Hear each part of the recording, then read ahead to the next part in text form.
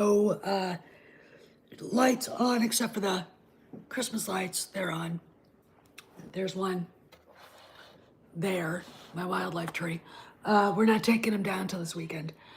Want to talk a little bit about just shit in general. So I got an email from, what is that, dog hair. It won't go away there. It is. How do you do that? Give me that. He's got a Santa out now. Hi, buddy. This is the thing. Okay, I'm looking at my email. I get an email from this publication that is free and it basically does Hollywood news. And they said, tell us about yourself. And this is what? Day 4 of the Charmin Obaid Chinoy PR stunt. And they won't let it go. And now this shit's not only gone through all the Hollywood rags across, but it's gone to Ben Shapiro and Matt Walsh. And if it gets read to Fox News and others that you'd expect, like the Daily Caller, to go, hey, we need to talk about this. We don't know what this is. We don't, know if it's real or not. And I'm like, I'm going to move. I don't know where I'm going to move. But they just went along with it. Ooh, look, Star Wars has got a new movie coming out starring Davy Ridley, and it's going to be helmed by this angry Pakistani activist female, and it's going to be woke. Look, that works well if you're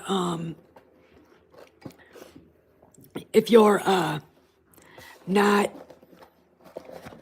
doing your job, which is, let's know what's really going on. Let's pretend that this is a PR stunt, and maybe we should actually go to, I don't know, Lucasfilm or Disney to ask, is this movie real or not? Is it? No, it's not. Why do I say that? I'm drinking stuff that's not good for me, but I don't have any soda that I can drink. There's a laziness in the general media. They don't try to even go to the source and say, hey, what's really going on here? Okay, they run with the fact that she, yapped about a movie that Daisy Ridley has said she's never seen a script for, that David Lindelof, who was the first script writer, was fired from, Disney saying they didn't need him. All right, this is the thing. I put those, the articles in yesterday's upload, okay? And I'm sitting here going, you people could just look at this, start digging around and find out what's really going on, okay? Why would you take Charmin Chinoy at her word? I wouldn't take her at her word if Christ told me I had to. I'm like, no, she's lying. She's doing this for a PR stunt. So I started thinking, and a friend of mine uploaded a quote from Steven Spielberg. This was like fucking 1986. He was talking about Kathleen Kennedy's, hi Kojak, he's now sitting under the table. Hey, there's a baby boy. Kathleen Kennedy's contributions to producing any movie she was ever part of, be it, albeit, Raiders of the Lost Ark, Temple of Doom, the E.T. Okay, now, E.T. did have a very phenomenal Hollywood writer, Melissa Matheson, who at the time was, if not married to Harrison Ford, dating. They were engaged. She was his wife at the time, and ends up being, they were married for 20 years. Phenomenal writer, a wonderful woman, a good soul. She started the Free Tibet movement, and I think when she passed of I don't know what kind of blood cancer it was, but it was cancer of the blood. She that's when Hollywood started opening their ears up to the CCP. Okay, which you're all looking at them going, 5 minutes ago you were all running around screaming for freeing Tibet. Now this. Okay, that is, and everyone's forgotten that. I mean, since Melissa died, they quit talking about it. Kennedy, by Spielberg standards, couldn't take notes, and she would interrupt people in the middle of a sentence. Now, the background stuff they did, like the round table stuff they did after Mandalorian season 1, there was a round table. She was there. Jon Favreau, Dave Filoni, I think Taika Waititi, and some other, and I am not going to say Bryce Dallas Howard, but there were some names. She's sitting there, and John's like, "We're going to go around a circle, whatever." And Kennedy immediately interrupts him, and he said, basically, "Kathy, wait your turn." Okay.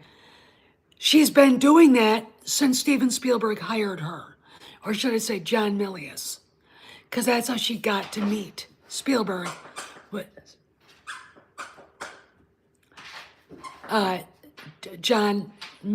She met Spielberg through John Milius. Okay, everybody knows the story, and if you've been following my channel for long enough, I went and I did research. She was doing like radio and something like camera work. I mean, it went from being a radio producer, talk show producer, to like doing, physical engineering type camera work in San Diego. And her sister was already working in Hollywood. Kennedy saw Close Encounters, and she loved it so much she jumped into, hi Kojak, she jumped into her car and couch surfed on her sister, her twin sister. There are two of them. Isn't that lovely? Couch surfed on her twin sister's apartment until she got a job working as John Milius' assistant. And then she met Spielberg, and he stole her away from him. You kind of go, why? Spielberg had no problem saying that Kathy couldn't do shit. Why? Well, the rumors of what goes on in Hollywood are based on fact.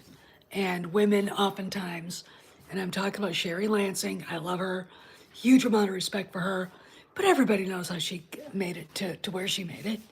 She didn't make it because she was talented as a producer. It's all in who these women slept with. Kennedy's the same way. Okay. When I envision Kennedy on the set of Raiders of the Lost Ark, listening to George describe the story as he saw it. Kasdan, whom is now just Larry Hasbin, as far as I'm concerned, writing everything down and trying to make it work with how he wanted to write it. Spielberg throwing in his suggestions. Harrison Ford, because he loves to collaborate, especially with those two guys. Will you stop it? Adding his 2 cents. And every time she opens up her mouth, it's like, wow, okay, don't do that, And the reason why is because she's not a writer, right? This is a woman who fell in love with the bigness of Hollywood. She fell in love with, how things were done, but she never understood that the basic premise of a movie is a story. And she never learned that. She worked for John Milius, who's one of the greatest storytellers Hollywood ever had. If you want to see a good show, a good movie, The Wind and the Lion. Granted, Sean Connery's in it, playing a Barbary pirate with a Scottish accent. But it's Brian Keith as Teddy Roosevelt is phenomenal. Okay, Steven Spielberg, one of the greatest directors that ever lived. I put him up there with John Ford. Okay, I do. And the greatest storyteller that Hollywood ever had, George Lucas. Okay, she didn't learn anything from those guys. She didn't learn anything from Clint Eastwood. She didn't learn anything from Martin Scorsese. Learned nothing from Robert Zemeckis. Leslie, if you hi. She didn't learn anything. Okay, and we're all supposed to pretend, because they're not talking about it, that the fact that she failed so miserably at Lucasfilm that the chickens haven't come home to roost. Okay, so you're sitting there looking at stuff. I had some idiot named Jason or Joshua yelling at me that she's one of the premier producers. It's like, no, she wasn't. That's bullshit. Okay, look, I'm 55 years old. Okay, I grew up with women her age as my sisters. I'm the youngest of 9. Okay, my oldest brother was born in 1943. That's what they call the traditional generation or the silent generation. I'm a Gen Xer. Between us are the boomers. Okay, let me explain something. There's a woman in my family who has a lot of money, but it's not because of her imagination.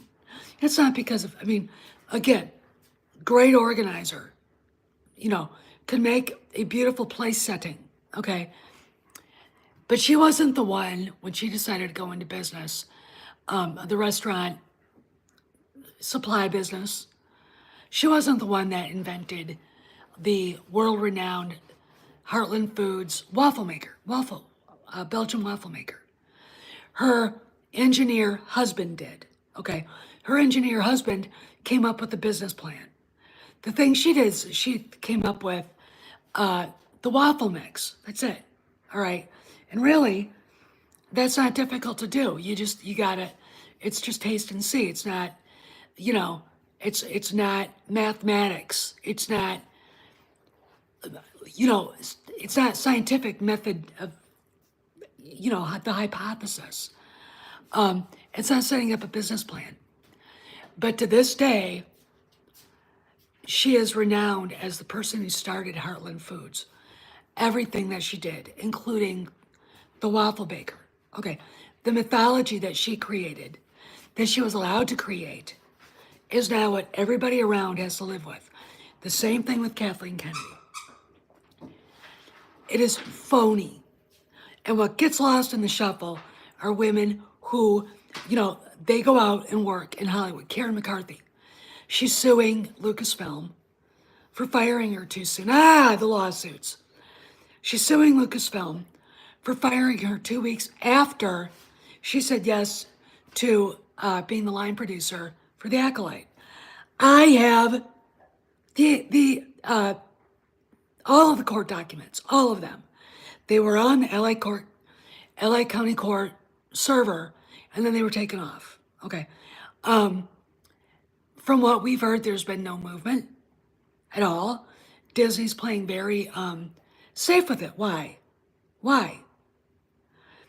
The person who was the showrunner for it, Leslie Headland, or Fred Flintstone, as some have called her, basically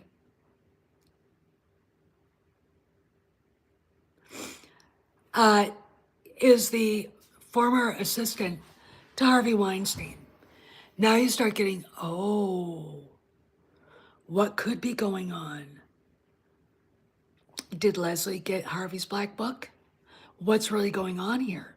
Where did they get the money? Because the stuff that I've heard coming out of Lucasfilm is The Acolyte is not a full TV show. It is more than a sizzle reel. And to quote a very high muckety muck, and Disney or Lucasfilm, I'll let you decide where, that is the worst fan film I've ever seen in my life. Okay, but we're all supposed to think it's great. I didn't, they have never shown anything of it. Why? Why? These are questions The Hollywood Reporter, Deadline, Variety, Vanity Fair, Fox News should be asking. I don't even ask CNN to do anything like that because they're like, you know, they still don't know what to do that now that Donald Trump has been exonerated from ever having anything to do with Jeffrey Epstein. All right. I mean, this is literally the funniest thing I've ever heard, but that's neither here nor there. I mean, I've said it before, I'll say it here. If Trump is not the nominee, I am voting for Bobby Kennedy Jr. Why? Because I hate both parties now equally. I used to work for Dick Armey. I was on his staff on Capitol Hill when he was majority leader. I was a dyed-in-the-wool conservative Reagan Republican. I'm still a Reaganite. I'm still a Reagan Republican. I'm just not a member of the GOP anymore because of what they now stand for. Okay. Anyway, back to this. So then we've got another lawsuit. Okay, so we're like, why is this all happening? Headland had hired some non-binary tranny. Yes, and if you're new to the channel, I am not enabling the mentally ill. So if someone tells me, in fact, that they're a man, but they're a woman, they've decided they're not going to get any love from me, okay? No. Okay, fucking A, no. Knock it off, okay? I don't want to hear about it. I don't want to see it. Stop it, okay? Anyway, so Indiana Jones 5 comes out, and there's a knapsack, okay? And it's got a tied drawstring on top. And the story was the people who were like setting everything up and the costumers, the costume department were like, we can't get in. We have these knapsacks and it doesn't match the look. Kennedy gets on the phone and says, well, grab whatever's in the prop department. They grab one made by a Duluth, Minnesota outfitting company called Filson. Great stuff. They have great stuff. I have yet to buy anything from them, but because I'm an outdoorsy person, I ride horses. I have a horse. I have a huge Shiloh Shepherd. That's who you heard squeaking around. I am interested in stuff like that because basically it's stuff that I might wear or I might take with me on my daily excursions. Anyway, what happened is they took the bag without contacting Filson, asking, may we use the bag, product placement in the movie. They probably would have been, Harrison Ford's taking our bag, yay, Indiana Jones. Didn't do that. Violated, obviously, I think, a copyright with that. And the other company that they actually did the correct business dealings with, and I can't remember its name, they then put the bag on their website and trying to pass it off as one of theirs. Filson then throws a lawsuit at both Lucasfilm and the other company for various reasons.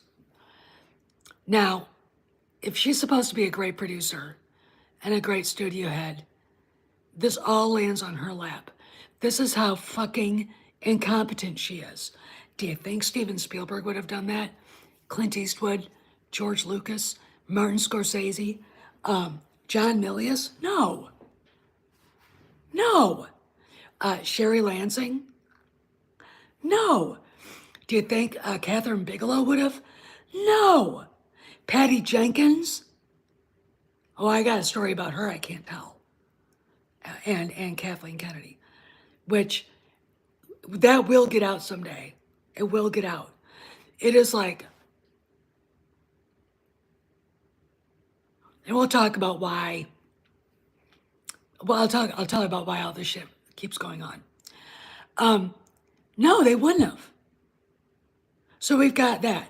Then, just recently, one of the actors for Willow sued, hey Dave, sued Disney, held by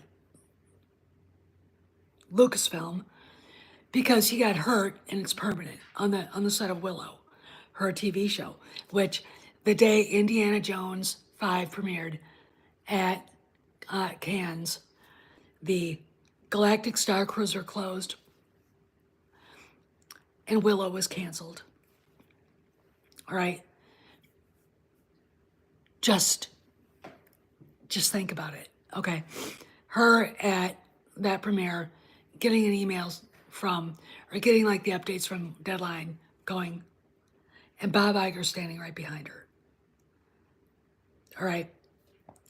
So we've got all this shit going on. We know she's incompetent. I mean, look, J.W. Rinsler, who I think, did he die last year or the year before? God bless his soul. A great guy. I've talked to him. I talked to him a couple of times. Wanted to do a blog about the filming of The Force Awakens, and Disney wouldn't let him. Why? Because of all the shit that went down on the set. It was, nothing came out that was leaked, but there were reshoots. I think massive reshoots. It wasn't just Harrison Ford deciding how cool it would be for the Millennium Falcon to drop its landing platform on his foot and break it. Okay. There was a lot of shit that went down that wasn't good. Okay. And, you know, we know that the movie, I think the last time I looked, the movie cost like $400 million in total to produce. Now, if we're going to do that, let's add 200 million to the marketing budget. And remember, it was marketed everywhere. You know how big that was. Remember that. Made 2.03 billion. You take that budget, let's say 600 million marketing and production. You take that away from 2.03 billion. You've got $1.6 billion left, or $1.4 billion left. All right. Then you take away box office. You know, the United States, I think 30% or 35% at the time was taken off the top by the studio, by the exhibitors. And in other countries, it's different. And amazingly, Hollywood's favorite place ever, China, they take 80%. Okay. And I don't think the movie did anything there because the Chinese hate individual heroes. They try to squash it as much as they can because it that whole appearance questions their communist bullshit. Okay. So when you're looking at that, okay, then we get to Rogue One. It gets reshoots. Gareth Edwards gets fired. You know, ended up probably being the best movie of all the movies that she put out. Okay. I didn't really like Jyn Erso. They stole the story from the EU, where the hero was a guy. Big fat fucking hairy deal. Okay. I don't understand what her problem is. Oh, I know what it is. She resents Spielberg and Lucas for not taking her incredible talent seriously. Her incredible talent. Why doesn't he end up with the dog? You know, you're like, okay, so then you get to The Last Jedi. We know the story, but I'll recap it for you. She hires Ryan Johnson, an unproven, dubiously young actor with a very quickly receding hairline, I might add, who, when he talks, sounds like a 12-year-old on speed. And he goes up to Marin County, San Francisco, hangs out with another one of her hirelings because he wasn't a permanent employee of Lucasfilm until she hired him. Pablo Hidalgo, the so-called lore master, and Mr.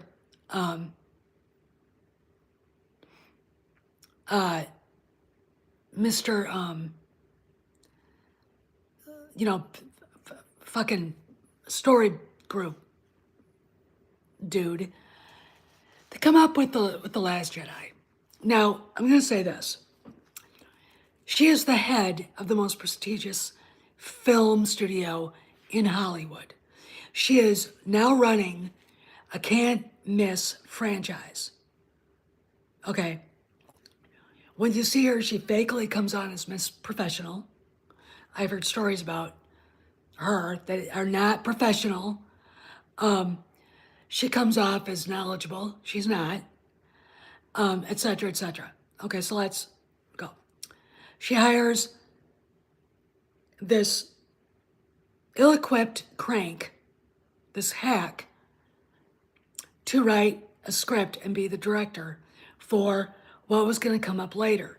Now, if you're doing a Star Wars script, JJ left us with barely enough because, look, if you want to be honest and not just go, oh, okay, we're fine. The Force Awakens was a shitty movie. Okay, I've talked about it before. I'm not going to say it again. But JJ should have known better. But of course, he's a hack. How would he know better? Okay, so we're keeping going. They write this script. They're looking at the internet and, you've got everybody talking about Star Wars and, ooh, what's going to happen next? Ooh, who is Rey? It's the biggest thing on the planet. What's the easiest solution for that? What's the most Star Wars solution for that? She's Kylo Ren, Daddy Butcher's sister, okay? That's a very easy thing to fit out. And Han Solo's running away are also something easily fixed, okay?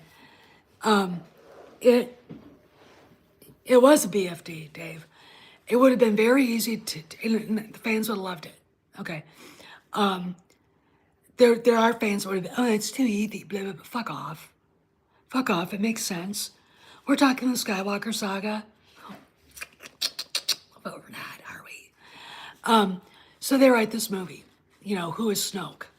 Is he Darth Plagueis, which would have been cool. Is he the son? The father, son, and daughter. Okay. You'd have to actually have seen the Mortis arc in Clone Wars, and then the World Between Worlds, Wolves and a Door, that dual vignette from Rebels to understand what I'm talking about, because they are going to figure very prominently in the now. Okay, we didn't know who he was. He could have been Darth Bane. He could have been anybody.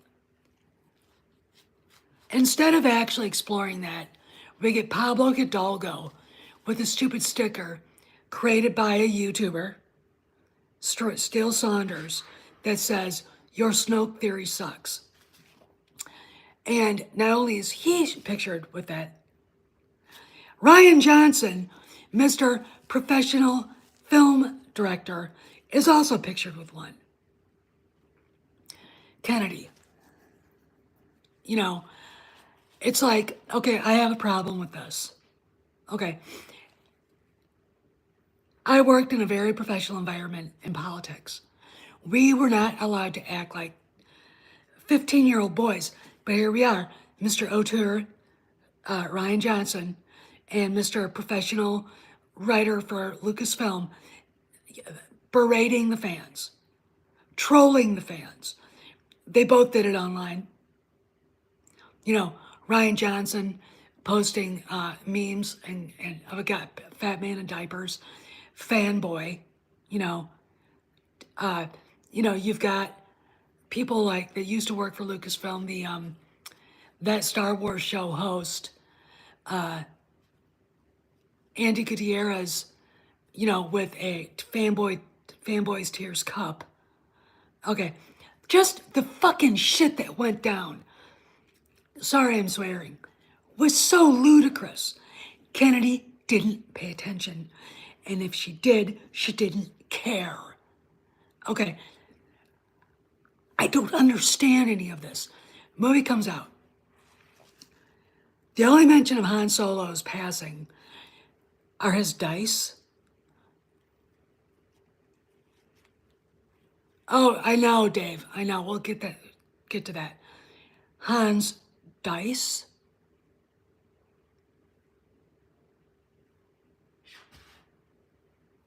Look, I'm gonna ask you guys.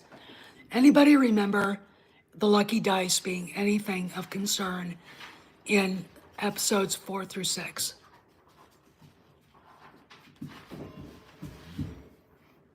No. I'm the one in the chat. No. I didn't notice them. I still watch A New Hope, and I'm still like, what are these? Why is this? And now I'm gonna have to go back in the kitchen. We've got these dice, and that's the only mention of Han Solo. Movie viewers are pissed. All right. Luke Skywalker. You find out that Mark Hamill vehemently disagreed with how they presented Luke. But he was like, okay, I'm a team player. I'm going to do what you want. Poor Mark. Okay, so he did. He cried on the set. This is Mark Hamill, for Christ's sakes. Not that I like his politics. He's like one of my liberal sisters, and I'm like, shut up. Just shut up. I'm a libertarian. I'm like, just shut up. Just shut the fuck up. Shut up. Shut up. But I'd be damned if I bully someone like that to the point where he was being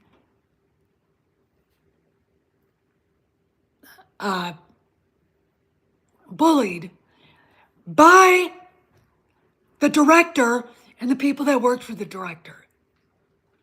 The green milk scene. Horrified. And he did that deliberately. Okay, go further. When Admiral Akbar gets killed on the bridge of, I guess, the Home One. I don't know what ship that was. I really don't give a shit. And goes flying out. Last we see of him. And the actor who played him, they asked him to do It's a Rap thing. And when they did, they all started mocking him. He cried. Okay, let's go further. All right. Carrie Fisher, underutilized. And very, very sick at the time, I'm pretty sure. And oh yeah, he did. I mean, he did. Oh, it's, look, I mean, this is the thing. So then they start, because the idiots on Tumblr, the 300-pound cat ladies, the lonely, pissed off housefrows, the Twilight fans that have no home now, and the stupid, retarded, toxic colored hair teenage bitches, and the gay boys that enable them, all wanted a Raylo. They suddenly got all their panties in a wad over the scene where Kylo Ren basically mind fucks Rey in TFA. So we had to, not actually do what's good for the story. We had to do what a very small percentage of fans wanted. Okay, so we get Rey Nobody. We do not see who's on the other side of the mirror. So it's still open. Could it have been Han and Leia? Could it have been Luke and a woman? Because it's still the Skywalker saga, right? Not really, not anymore. All right, so I'm gonna go back in the kitchen. Pray for me that I get this out there without dropping anything.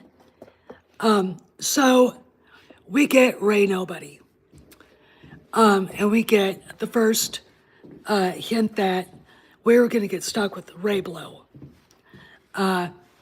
which, in my opinion, is horrifying, disgusting, and there's nothing redeeming about it at all. So, and then we get, what the hell? And then we get Kylo Ren killing Snoke. All right, there goes the bad guy. Why even try to have a show now? Okay, why?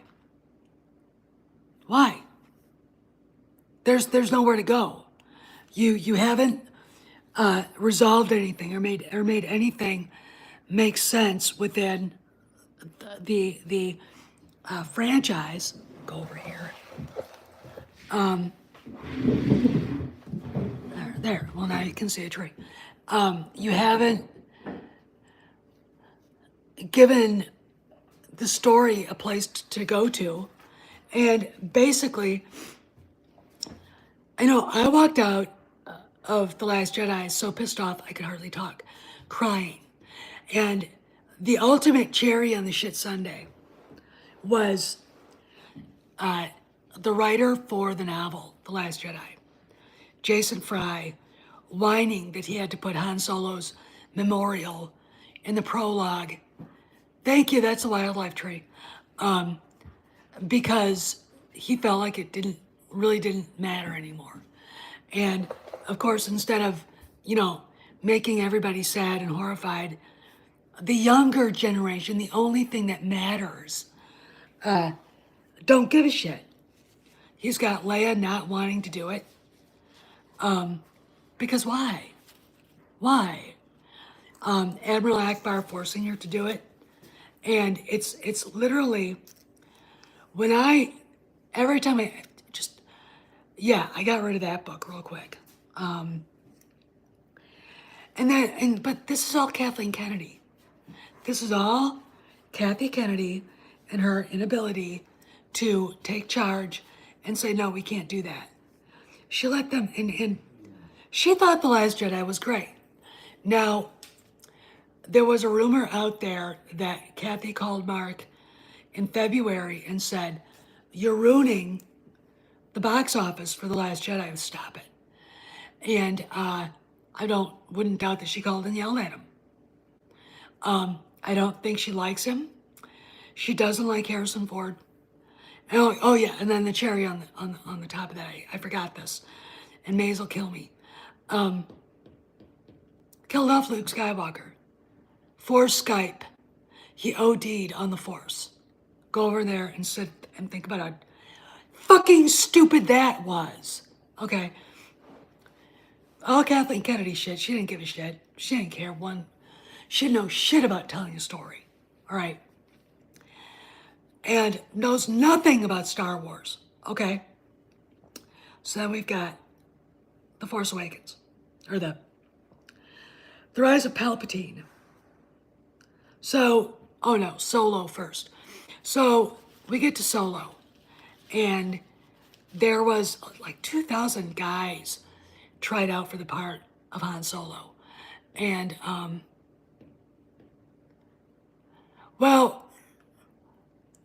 killing off Han and Luke the way they did was lazy bullshit. And it was a fuck you to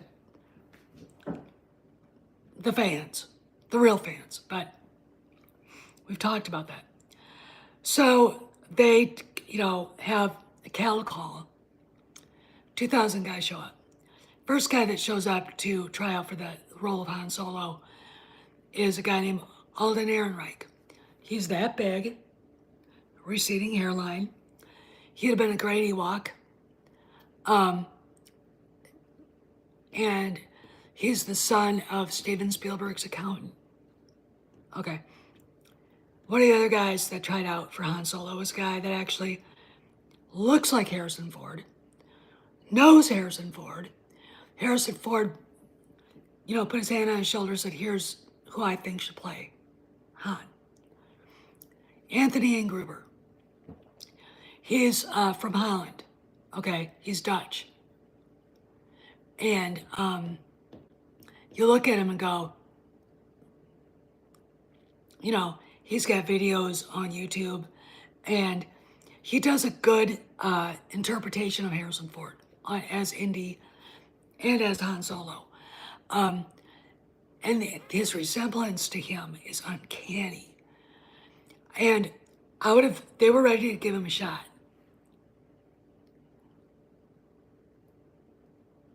I just mentioned that, Cross. I would have given him a shot. In fact, they were ready to sign him. And suddenly, Spielberg shows up and look at Steven going, what'd you get involved for? Why? And says, why don't you give Alden a chance? He's my accountant's son, and he's BFFs with my daughter,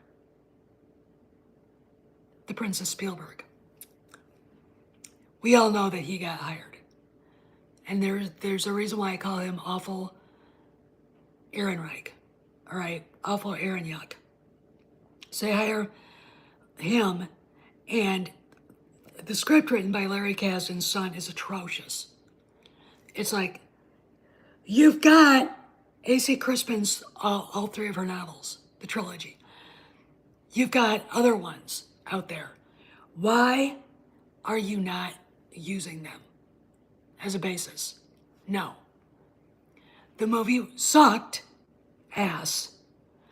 Awful Ehrenyuck has less masculinity than my neutered dog. And, really, but here's something, and this is going to be kind of intellectually deep. The things about, okay, Maze, good luck. The things about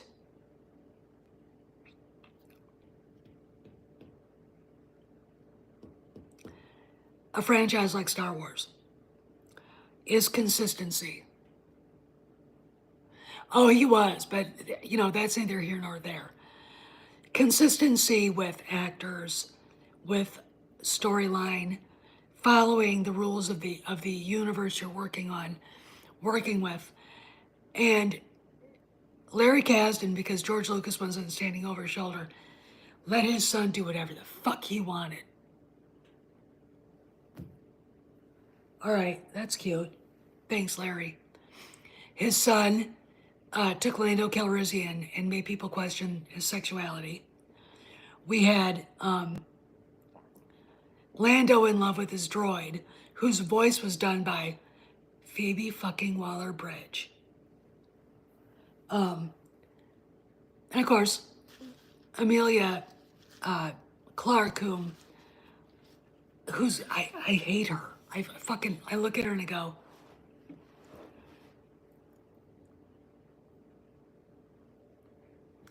eat a bagel with 50 pounds of cream cheese. And please stop smiling like that. You look like a rabid skunk. I mean, she's just weird. And the only reason why she's famous is because she was naked half the time in Game of Thrones, which is a show I never wasted my time on. Okay. They get her, and the movie it loses, when you look at the box office it got, and then estimate how much 80% of reshoots cost, because Kennedy, completely ignoring the dailies. She's too fun. That's too below her to watch dailies. She finally gets dragged out there by Larry Kasdan, who's screaming because the two idiots that she hired to be the directors were unfit to make a movie like this. And she fires them. She gets Ron Howard, poor guy, to come out and finish the movie. He has to, this is what we've been told, he has to re-film 80% that we were told, that they let out. Okay? We're all sitting around going, really? Really? She's the greatest producer of all time. You know? Movie comes out, it bombs, and it loses. If you look at how much the budget was for, 225 million, and then add 80% reshoots, let's add 200 million. $425 million. It's 200 million for marketing. Okay.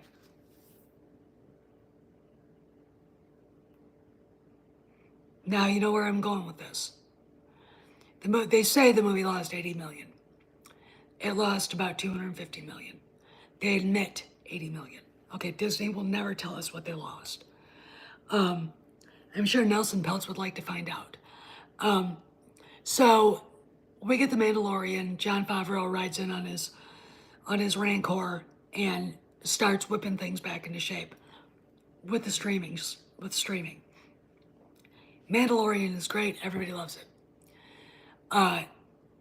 We are told through other YouTubers, Doomcock in particular, that Kennedy had gone up to talk to Iger about this. Bob Iger, still CEO then, about the scripts for season 2, and he basically said they're working with George Lucas. She had a fit. She freaked out. This nonsense will end, or I'll burn it all down. Kind of threatening, don't you think? So we get The Rise of Palpatine. I'm not going to get into it. It barely crossed the line at $1 billion. It was filming 2 weeks up before the movie dropped.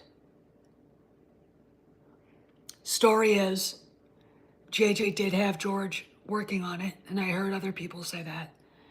They brought the rough cut to the executives, and Kennedy flipped out. She absolutely lost her shit because it was nothing that she wanted. God knows what George wanted to do. Save his franchise? Maybe actually turn Rey into, I don't know, Rey Solo? Or, Kira Solo? God knows what his own script treatment said about that character. But that, we don't know how much money, we don't know how much money that movie made. Really. I mean, no, how much it cost to make the marketing. I'm going to say maybe $400 million. It barely made $1 billion. You had the marketing costs, didn't make any money. Mandalorian season 2, episode 16. Luke Skywalker with a vengeance. Luke's old man is sitting up, watching him going, that's my son, that's my boy, that's him. Anakin's going, the reactions from the fans. I mean, I got a message from Mazarus crying at 2:30 in the morning after he got done watching it. No, 3 in the morning. And I didn't get up to watch it because I was like, I'll get up at like 6. And I did. And I was like, Star Wars, in my opinion, was saved. Now we can go piecing everything back together again and giving the heroes the dignity they deserve, and the fans what we expected. Okay, we didn't expect cold McDonald's from the sequel trilogy and from Solo. Okay, we wanted that A5 Wagyu beef from Japan on our plate, and we didn't get it. Okay, so we get to Indiana Jones and the Dial of Destiny. And this is my problem with Variety, with THR, with Deadline, Fox News, Ben Shapiro, all of them. You've seen Steven Spielberg. You know what he did to her in LA. You know what she was greeted with at the premiere in Cannes. Galaxy's Edge Hotel closing. Willow canceled. Steven Spielberg with George Lucas, with Harrison Ford, with James Mangold standing there going, crediting everybody but Kennedy and her husband, and they're right fucking there. Didn't anybody else know that? Notice it? Didn't they? Why didn't people go, we need to start digging into this? Okay, that is fucking news. Okay, sorry for swearing again. Why wasn't it followed up? And everything that happened after, let me tell you, I've got a friend I call Lord Tornaga. He's got a friend who knows one of the top executives at Lucasfilm. And that friend has told him Lucasfilm, and this was back last summer, is in total fucking chaos. Now the story is, and this has not ever been talked about in Variety, anywhere else, that Kennedy walked in on July 3rd to a meeting with Alan Bergman, Bob Iger, Dana Walden, and lawyers. And they started asking her, why did Indiana Jones 5 fail? Because it did. They knew it. The Thursday previews, I'm in the car waiting to go into the theater. Cameron calls and says, they just suspended Kennedy from her email. So I'm in Indy going, and then we get this meeting. Kennedy gets into an argument with Iger, and he gets pissed because what she does, instead of taking responsibility for her bullshit, she decides she's going to blame Bob Iger for all the failures at Disney. All right, she brings up Marvel, Disney Animation, there's nothing relevant to her issues at Lucasfilm. Iger, like that. She leaves, she goes on vacation, she's in London. And that week, 5 people from Disney show up. They were already there anyway.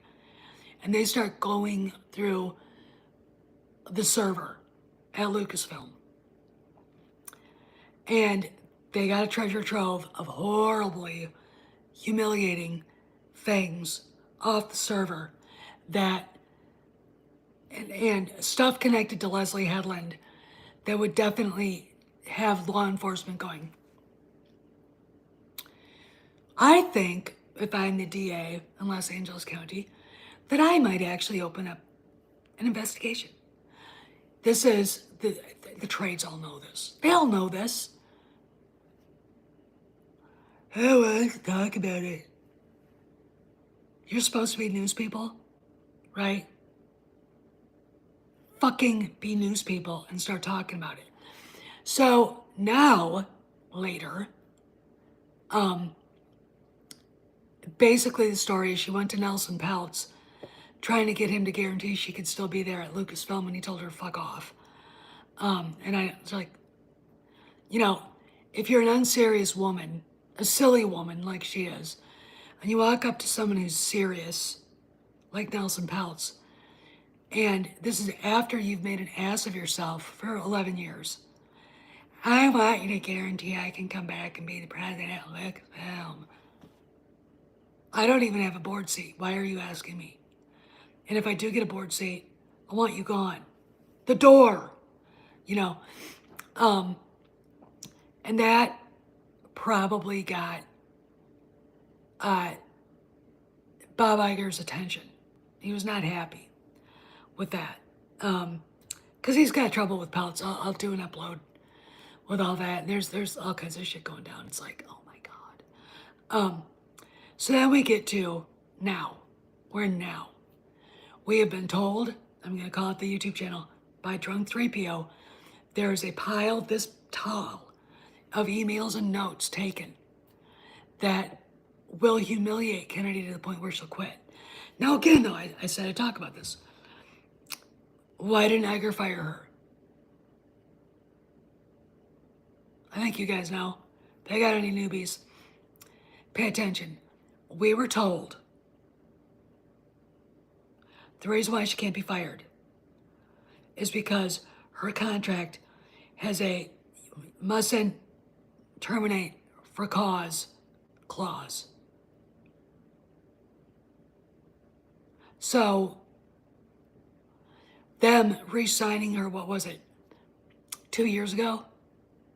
No, a year ago. No, yeah. A year ago. Over a year ago, which would make this 2024 her third year. Which her contract always ran 3 years and whatever. And always got renewed. And it depended, I think, from what we were told, on if a movie made $1 billion. You know, so you kind of look at her and go, in 2018 was what? Because Soilo did not make $1 billion. It lost $250 million. But that's neither here nor there. So let's go back to here. So we've got this thing of evil. Now, there is a morals clause. Okay. If she, was to get caught in bed with the junior assistant. I don't talk to either of them because they thrive on negativity and they don't rationally talk about the news. They don't know how to disseminate what we know from the public. They think the Charmin Obaid Chinoy thing is real. Okay, I don't know. I don't want to hear about it. Anyway, so she could be fired for morals clause. So let's go to that. If she got caught in bed with a dog, with a 13-year-old girl, which she hates men, even though she's married to one. 13-year-old boy, got caught in flagrante at Jeffrey Epstein's island, or what have you, which apparently they weren't part of that. Darn. She could be fired if she got caught up in trying to blackmail somebody, which is illegal. She could be fired, etc., etc. Guess what? Those emails may contain. I've been speculating with other people. I can't talk about it. So we've got these emails. We were told they would be dropped soon. Gina Carano jumped in and said, said her piece. And we waited and we waited and we waited. It is now January 4th. No emails. Rumor is Iger was going to wait till February. But here's the thing. With all this crap going on, Obia Chinoy on a PR rage right now,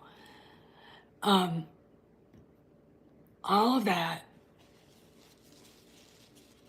and the systematic, of course, fanboy, fangirl for Kathy, screaming out, oh, she's a prominent producer. Look at all the movies she's worked on.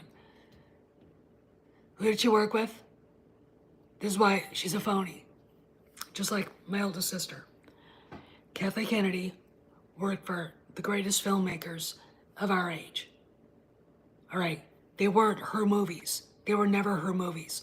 And when she got away from the Spielbergs, the Lucases, the Miliuses, the Eastwoods, the Zemeckis, the Scorseses, etc., she fell on her phony ass. Okay? She's a fucking phony. And that mythology is bullshit. Okay? It's bullshit. So, we discovered last week that her name suddenly appeared on the producers list alongside of her husband's for the movie Twisters. Who owns that franchise? Universal Studios. What did Victoria Alonso, another woke asshole, get fired for from Disney, from Marvel? She was producing, or had some, I think, producing a documentary for another studio, and that was a big no, no, no, no, no, no, no, no, no, no, no, no. She got fired. There's Kennedy. Okay. What's going on? Why is Chinoy on this PR tear? All right. You know, the fact that Ben Shapiro just assumes shit and doesn't look into it, doesn't ask people what's really going on, it's not a shock. I'm sure he talked to, Gina Carano, and the rumor is that she actually had a meeting with Jon Favreau recently. I'm like, why is she allowed to do that? Does this prove now that she had that clause not to be fired for cause clause, and she can do it? Did her husband white knight her and say, come and work with me like we used to?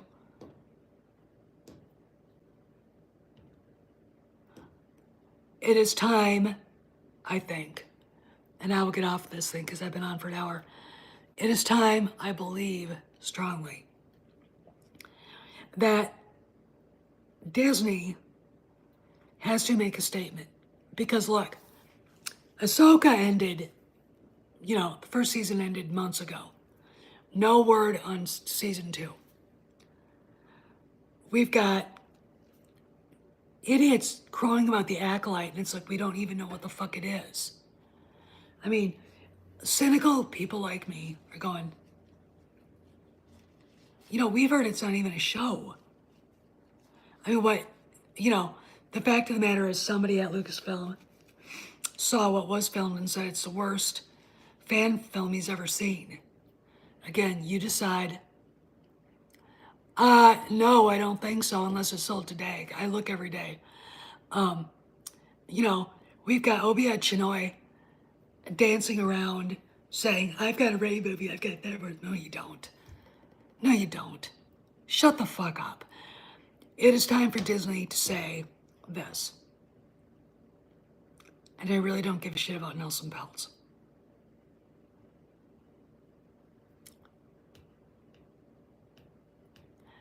Kathleen Kennedy is on extended leave from Lucasfilm while she explores other options. All right. Jon Favreau, in the meantime, is the interim president of Lucasfilm. And then they can say Ahsoka's getting a season 2. The movies we have coming out are Heir to the Empire. All right. And then, the Dark Star Wars Underworld. A Jabba the Hutt series, maybe. Like that. Darth Vader series, which I've heard rumors of. But as long as they allow this to go on, this silence, Obia Chinoy will be dancing around and hurting the franchise, hurting Lucasfilm. And look, I thought these were the two things I thought. Carlos, she's never been back to Lucasfilm. Like, she's not allowed on the campus. I'm talking about Kennedy. Where have you been?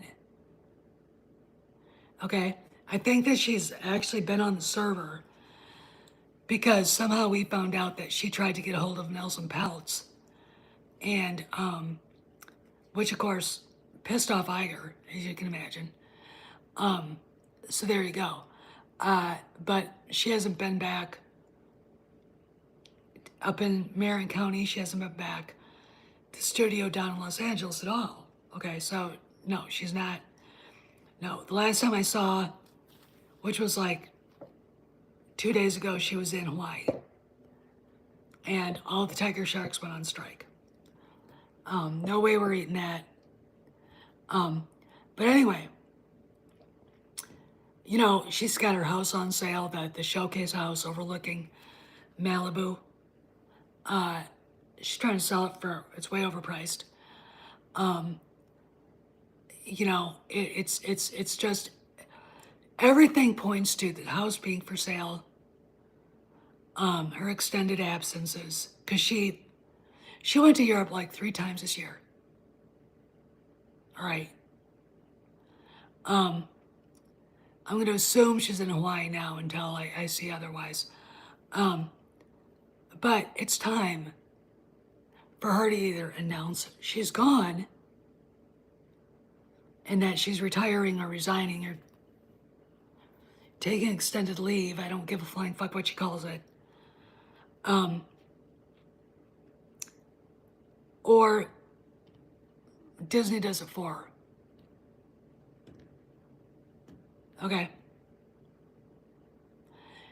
Something has to move because I am fucking sick of this shit from that activist bitch Chinoy, who's doing, I thought, look, I was going to say this before.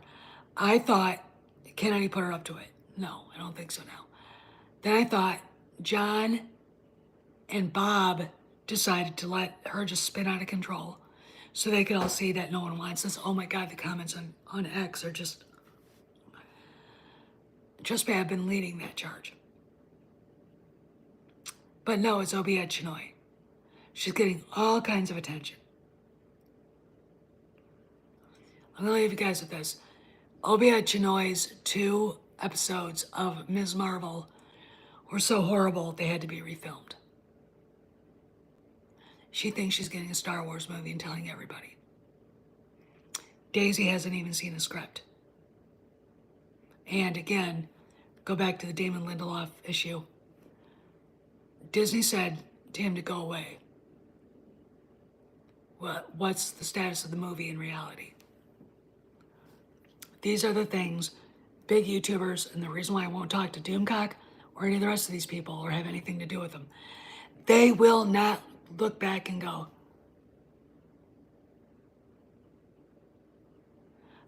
should we doubt what the woman is saying? Yes! A little bit of critical thinking would help the fandom menace, but they don't have it. They're all just a bunch of boiling pots. All right? CNN would do that. Okay, then Fox News did it. They picked up the story. And then Ben Shapiro, Breitbart. It's like, if I'd have been the editor at Breitbart, knowing what I know, I'd have said, we're not.